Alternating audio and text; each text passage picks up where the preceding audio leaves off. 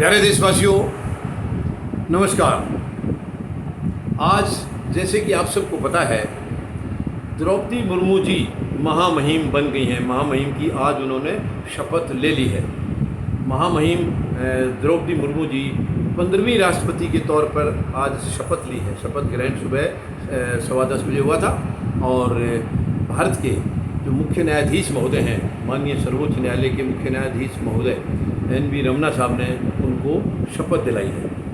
मैं सबसे पहले तो महामहिम महोदया को बधाई देता हूँ। ये दूसरी महिला राष्ट्रपति हैं भारत की और पहली आदिवासी महिला हैं। ये गर्व की बात है, भारत के लिए गर्व की बात है। यानी एक साधारण परिवार से जब वहाँ तक पहुँचते हैं तो ये सच में एक फ़ख्र करने वाली बात है हमारे लिए। दूसरा, परमपिता से, परमात्मा से हम प्रार्थना करते हैं कि इनका कार्यकाल बहुत अच्छा रहे। देश इनके कार्यकाल के दौरान नई नई ऊंचाइयां छुए, नए नए आयाम छुए। मैं साथ साथ लेकिन महामहिम राष्ट्रपति महोदया से ये अपील भी करना चाहूँगा। 75वां साल हमारा आज़ादी का चल रहा है और सरकार अमृत महोत्सव मना रही है, लेकिन बड़ा दुखद है जब हम पीछे की तरफ मुड़ के देखते हैं। 75 साल का इतिहास जब देखते हैं तो देश को आज जहाँ होना चाहिए था वहाँ तक देश नहीं पहुँचा है और इसके पीछे कारण 2-3 हैं। पहली चीज़, राजनीति टोटली नकारात्मक हो गई है। 75 साल में एकदम नेगेटिव पॉलिटिक्स देश में की जा रही है। दूसरा, स्वार्थ की राजनीति है, बिल्कुल स्वार्थ से भरी है। केवल जो लोग वहाँ बैठे हैं उनको केवल अपने से मतलब है, वो अपने तक सीमित हैं, उनको देश से कोई लेना देना नहीं है। 75 साल का इतिहास यही बताता है। उनको देश से, गरीब से, आम इंसान से कोई लेना देना नहीं है।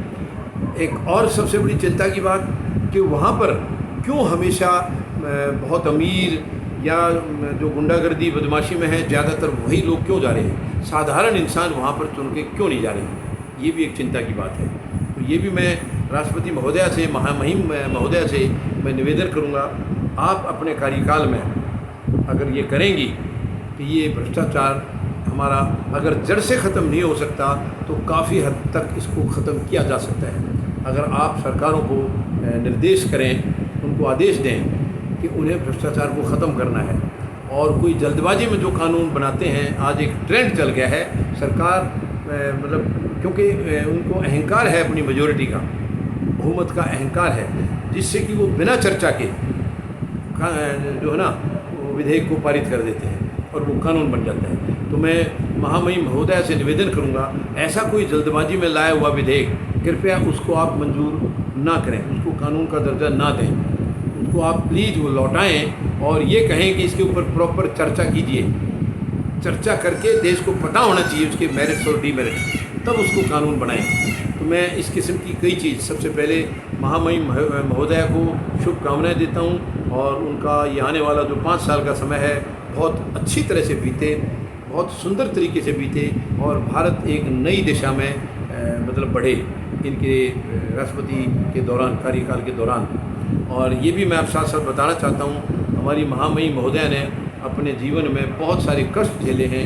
अब परमात्मा ने उनको एक ऐसी जगह बिठाया है कि वो बहुतों के कष्टों को दूर कर सकती हैं।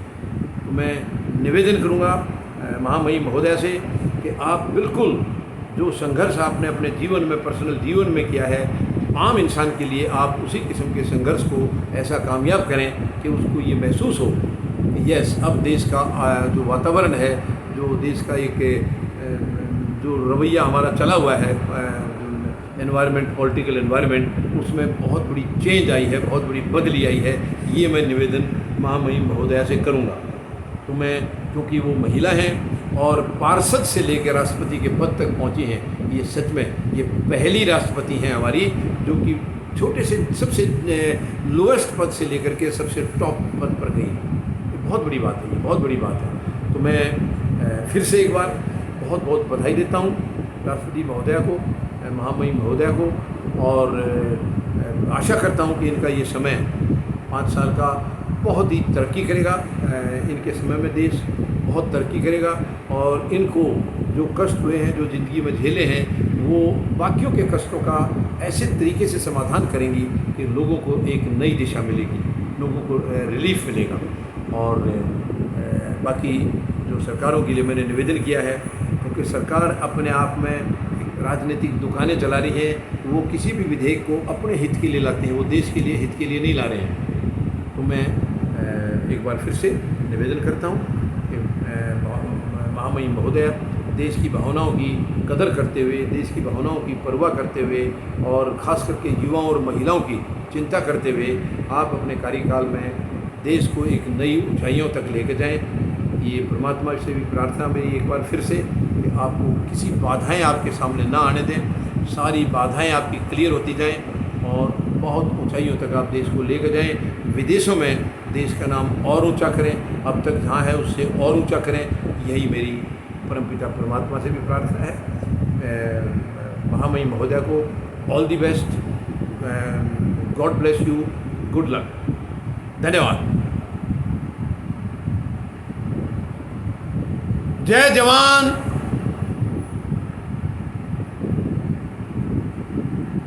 जय किसान, जय हिंद।